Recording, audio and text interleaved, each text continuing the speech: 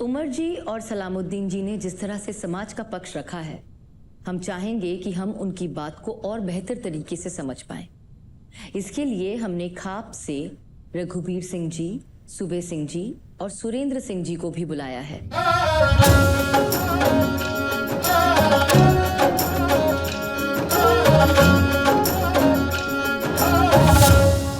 आप खाप के प्रधान हैं जी। आप ही के क्षेत्र, आपके समुदाय मेवाट से दो लड़कियां जिनके बारे में काफी बातचीत की गई है आज, जानिस्ता जी और बसमीना जी, उनके बारे में आपकी क्या राय है? जो जब सृष्टि की रचना ब्रह्मा जी ने की और मर्द बनाए उन्होंने, यदि इस तरीका का होता तो या तो औरत बना देते वो, या आदमी बना देते। आदमी को तो सृष्टि का सबसे समझदार इंसान माना जाता है, और आज इन्होंने वो काम कर दिया। जो इस तरीके से काम करेंगे फिर यह सृष्टि चलेगी आगे? सृष्टि तो खत्म हो जाएगी। ना तो अकेली औरत बच्चा पैदा कर सकती, ना आदमी पैदा कर सकता बच्चा। केवल हिंदुस्तान एक ऐसा देश है जहां संस्कार और संस्कृति जिंदा थी, है और रहेगी। और जो इस किस्म की नई बीमारी समलैंगिकता है, फिर कहाँ संस्कृति, कहाँ संस्कार, कहाँ फिर ये सृष्टि आवेगी? हम तो इस बात के पक्षधर नहीं बिल्कुल। देखो, हमारा भी यही कहना है कि जो रघुबीर सिंह जी ने कहा, आज उन लड़कियों को जिन्होंने इस तरह का ये अपनाया है, जिस चीज को उन्होंने अडॉप्ट किया है, वो तो चाहेंगे बस हर आदमी ऐसा अडॉप्ट करे।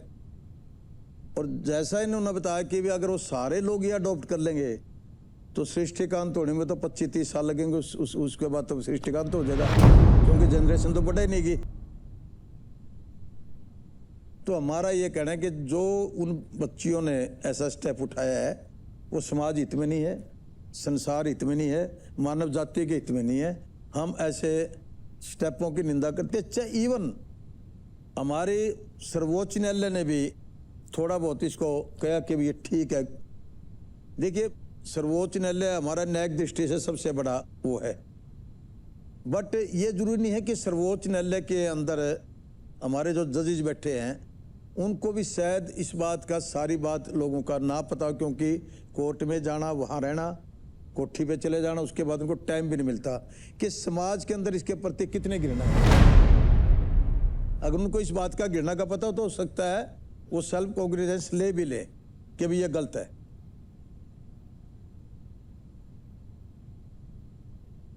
सुरेंद्र सिंह जी, आपका क्या कहना है? देखिए, विषय जो है ना, संस्कार और संस्कृति के लिए बहुत बुरा है। हिंदुस्तान का कोई भी धर्म इस बात को स्वीकार नहीं करता कि बेटा बेटा शादी करे, बेटी बेटी शादी करे। कोई तरीका नहीं है, नॉनसेंस बात है बिल्कुल। बहनों का इतना प्यार होता है, पर शादियां तो फिर भी अलग अलग करती हैं। एक दूसरे से बहुत प्यार करती है, दो बहनें, एक पिता की औलाद है, दो भाई भी हैं जो बहुत प्यार करते हैं, दूर चले जाएं तो भी वो जो है ना उस प्यार को निभाते हैं, स्वीकार करते हैं। इसका ये मतलब तो नहीं जो इन बेटियों ने किया है। तो हर माता पिता को और उस क्षेत्र के सभी अग्रणी लोगों को यही कहना चाहूँगा इस एपिसोड के माध्यम से कि सबसे पहले अपने बच्चों को जो है ना संस्कार दीजिएगा, और जितना काम आप जी रोटी के लिए करते हैं उसका 20% भी अपनी औलाद के लिए, अपने भाई की औलाद के लिए, अपने परिवार के बच्चों के लिए अगर निकाल सको तो निकालो, ताकि वही संस्कार और वही रीति रिवाज हमारी परंपरागत रहें, जिससे समाज ही बचेगा।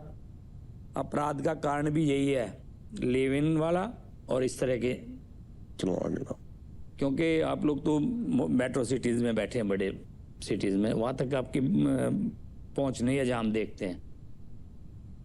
शादी जो है वो माँ बाप की सहमति के बगैर नहीं होनी चाहिए, रजिस्टर्ड नहीं होनी चाहिए। बच्चा कोई भी शादी करता है कि हमारे उसके अंदर ये होता है कि भी जब हमारे at the time of Satpathy, जैसे सतपग कह लो या फेरे कह लो, जो पिताजी है वो अपनी, हम कहते हैं कि भी जाओ उसको कन्यादान दिया, ये सगन होता है, कन्यादान नहीं होता।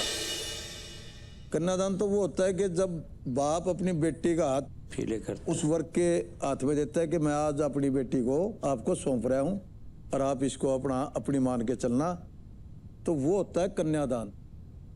भाई वो एक सेरेमनी है जिसके अंदर वो कन्यादान किया जाता है, बाप अपने बेटे को सौंपता है।